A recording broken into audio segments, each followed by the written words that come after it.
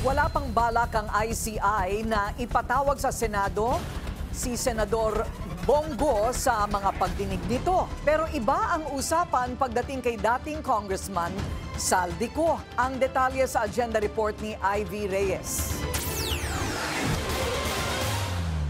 Pinabulaanan ng Independent Commission for Infrastructure o ICI na ipinatawag na nila si Senator Bongo kaugnay ng plunder complaint ni former Senator Antonio Trillanes IV nitong nakaraang linggo.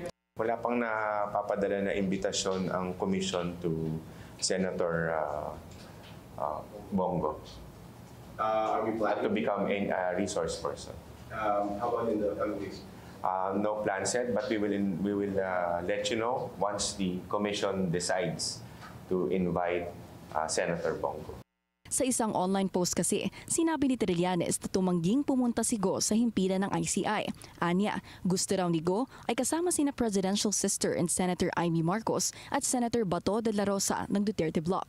Makalipas ang ilang oras, nag-issue ng iratom si Trillanes at sinabing feelers pa lang naman ang natatanggap ng opisina ni Go, hindi official invitation. Inamin din ng ICI na sa ngayon, hindi nila prioridad ang plunder complaint ni Trillanes dahil nakafile naman na ito sa Ombudsman. Kasama sa complaint ni Trillanes sina former President Rodrigo Duterte at ang ama't kapatid ni Go.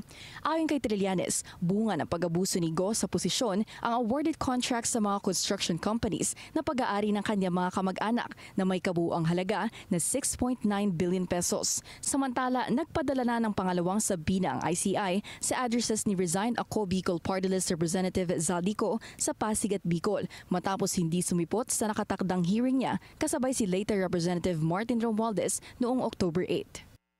Kapag hindi pa sumipot si Ko ngayong Nobyembre, mapipilitan daw silang gabitin ang kanilang remedial measure na magsampa ng request for a contempt order sa korte nang tanungin kung ito na ba ang hudyat para humingi ng karagdagang kapangyarihan. Iisa pa rin ang sagot ng ICI.